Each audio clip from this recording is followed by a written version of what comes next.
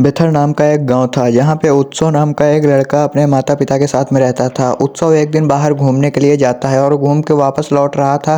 तभी उसे एक लड़की की रोने की आवाज़ सुनाई देती है। जब उत्सव दूसरी जगह जाता है तो वहाँ एक पेड़ के नीचे एक लड़की रो रही होती है। तो उत्सव उससे कहता है, तुम रो क्यों रही हो? कौन हो तुम? तो वो लड़की कहती है, मेरा नाम सीमा है और मैं इसी गांव में रहती हूँ। तो उत्सव कहता है, तुम रो क्यों रही थी? तो सीमा कहती है, मुझसे कोई शादी नहीं कर रहा है, मैं इसलिए रो रही हूँ, कोई राजी नहीं है। तो उत्सव कहता है, चलो कोई बात नहीं, मैं तुम्हारा दोस्त बनता हूँ। उसके बाद सीमा उससे कहती है, सच में तुम मेरे दोस्त हो?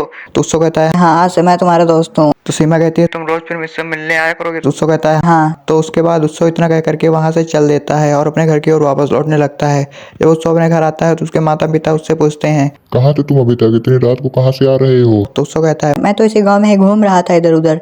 उसके बाद उत्सव रोज उस लड़की से मिलने जाने लगता है।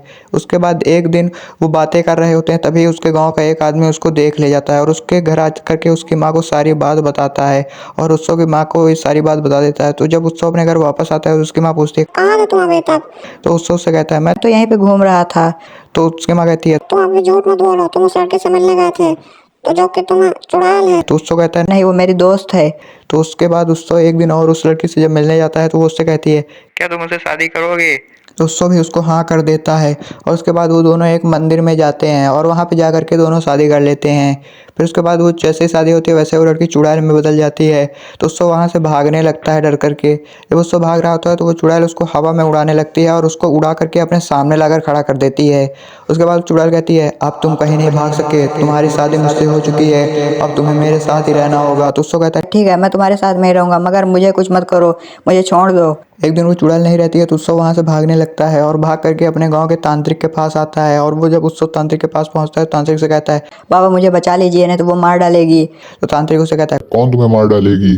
तो उत्सव कहता तो वही चुड़ैल जो मेरे पीछे पड़ी है। है, तो तांत्रिक कहता है, मुझे पूरी बात बताओ, डरो मत। तो उत्सव उस तांत्रिक को सारी बात बताता है और उसके बाद तांत्रिक उसको एक तलवार देता है और उससे कहता है, ये एक जादुई तलवार है, मैं तुम्हें जो मंत्र बता रहा हूँ उसको पढ़ने से ये तलवार तुम्हारे पास आ जाएगी और उस चुड़ैल की ये तलवार मार दोगे तो हमेशा के लिए मर जाएगी। उसके बाद उत्सव वो तलवार लेकर के वहाँ से चल देता है और फिर वो जो वहाँ पहुँच जाता है चुड़ैल के पास में। तो एक उसके बाद उत्सव वो मंत्र पढ़ देता है तो वो तलवार उसके पास आ जाती है। फिर उत्सव उस चुड़ैल के वो तलवार मारने लगता है। जब वो उसके बाद वो चुड़ैल वहाँ पे गिरकर मर जाती है।